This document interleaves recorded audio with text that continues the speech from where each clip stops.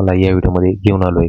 तर मित्रांनो, शेतकरी बांधवांसाठी पण इथे खास एक महत्त्वाचा आता मित्रांनो, शेतकरी बांधवांना सोयाबीन आणि कापूस याच्यामध्ये संपूर्ण माहिती आजच्या यामध्ये आपण पाहणार आहोत.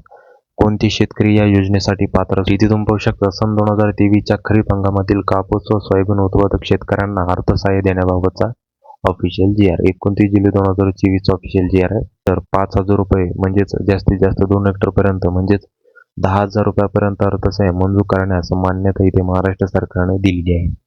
यामध्ये काय म्हटलंय, सदरचा खर्च कापूस, सोयाबीन व इतर तेलबिया उत्पादक शेतकऱ्यांची उत्पादकता महाराष्ट्र सरकारने ते दिलेली आहे.